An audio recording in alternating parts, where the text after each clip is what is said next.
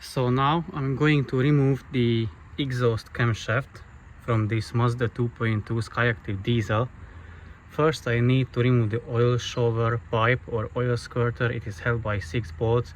1, 2, 3, 4, 5, 6. So I'm gonna remove that. I already put the engine in time. What that means, I took off the front right wheel, removed one plastic trim piece from here, and used a 21mm hex socket on the crankshaft, turned it clockwise until it is on the markings. So the marking is, as you can see, I'm gonna try to focus it better. There is a dot on the sprocket, and this one is a golden chain link, so they should align. Further down here is a marking on the sprocket as well, that should align. Let me try to focus. Yeah, you can see that should align, or that should be flush with the surface of the engine block. And from behind there are another 2 dots on the sorry, 3 dots. They are down there. I don't know if you will be able to see it. Yeah, so one is from that side and 2 from here, and that 1 dot should be in between of those 2 dots. But once I remove the camshaft, you will be able to see it a lot better. So I'm gonna do, unfortunately, that off camera because I have no one to help me at the moment. But I have another car here, that Mazda CX5, which I'm doing the same job on. So that will be quite in detail, step-by-step tutorial. So stay tuned and you will see how it is done, how is the camshaft removed. You don't need to remove the timing chain. I will show you as well how to keep that one in place, and just basically remove the camshaft. Once the oil shower pipe is off, you need to undo the bolts for the journals and the one big journal here, which is for the intake camshaft as well.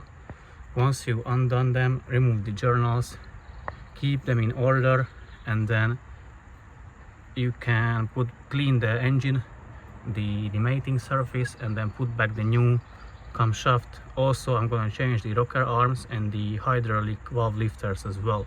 Now I have removed the first journal, as you can see, loosened all the bolts for the rest of the journals, and now remove them in order. So place them wherever you're going to place them, but in order, so you can put back the pieces to the exact same place as you were removing them from. And as you can see, the main camshaft sprocket is still on, but I zip tied it and removed the bolt for it. So I held here with a size 23mm double-ended spanner and used another long 70mm ratchet wrench and undone the bolt, and then remove the bolt. And now I'm gonna just pull the sprocket aside, remove all the remaining journals, and then slide off the camshaft. Also, I'm going to remove the rocker arms and tappets.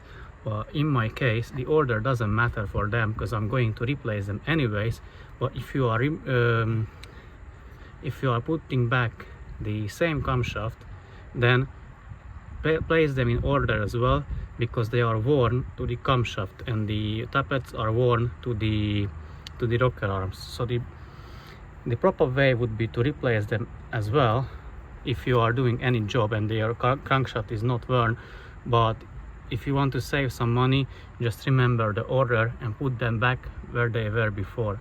So here it is, the exhaust camshaft is removed. I'm gonna remove the rocker arms and tappets as well. Here you can see, here is the exhaust camshaft, and let's further inspect it for wear. So I hope you will be able to see it, but basically these are the lobes. As you can see, the material is missing there, so it should be like this one, like this one. It is even, on with the camshaft lobe and with the ends, and here it is 4. It is pretty much 4. I don't know, maybe it's 2-3 millimeters, so it's too much. So basically this one is a scrap material, or you can play golf with it, whichever you prefer. Also, here are the parts from that Mazda CX. You maybe say that this is not from that Mazda, and you are right. This is an oil pump from this CX5, which is a video I'm making about that one, but it still needs to be done. It has the same problem, so the crankshaft is bad. So I'm going to change the oil strainer on this one because it is blocked, as you can see, with full of dirt. The owner was getting the low oil pressure warning. So those are the parts. They're gonna be cleaned, and them parts as well. And then the new parts have already arrived. So I'm gonna remove the rest, the rocker arms and the tappets, clean the valve cover, clean everything basically, and put it together with the fresh new parts for the owner.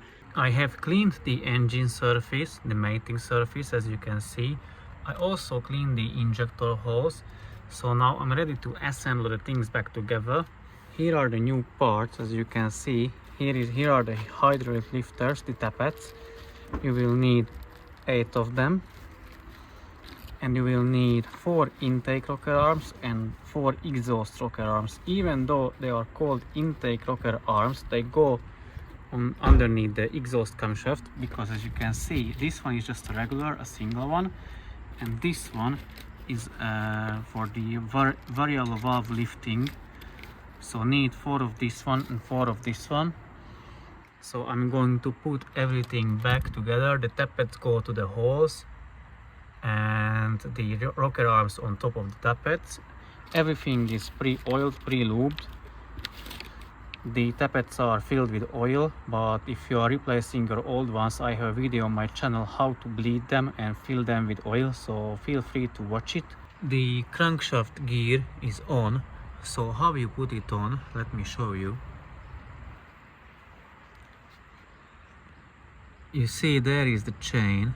So basically you push down a long screwdriver and push back the tensioner temporarily whilst putting back the gear to the exhaust camshaft. So here it is. Use a very long screwdriver, possibly a flathead, push it down, so go down on the chain and wedge against this. I don't know what that is, but you can wedge it against and it pushes back the tensioner. As you can see, the chain is moving, so push back all the way you can, put back the sprocket to the exhaust camshaft, then temporarily tighten the bolt, then again tighten it a bit more so it sits flush and the sprocket sits flush as well. Then you need to torque down the bolt between 123 and 140 Newton meters. So how I done it, I used my torque wrench, an adapter or a reduction, and a cross foot spanner, and set it up to 130 Newton meters, held the hexagon nut on the exhaust camshaft whilst tightening the bolt at the same time. So now we can lube the camshaft with oil. All the journals are tightened down. So now I'm going to put back the valve cover. You will need to use a silicone paste here where the timing cover and the engine block meets, here and on the other side as well. And is supposed to be using on this side as well if you're removing this last journal, but I didn't, so I'm going to use only there. Put back the valve cover and then put back the bolts, tighten down them to 10 Newton meters all around the perimeter in the proper sequence, and then install everything back. What also do is to remove the zip ties from the sprocket and then lift the car from this side and turn the engine over a few times, at least 2 times on the crankshaft down there, and check if everything is working as it should. There is no block in the turning, it moves fairly freely, smoothly, so that it won't cause any problems when you turn the engine on. Now I'm going to put back the oil shower pipe or the oil squirter, whichever you call it, and then finally the valve cover, the injectors. There's a special tightening sequence and torque specification for the injectors, which I'm going to tell you how to do it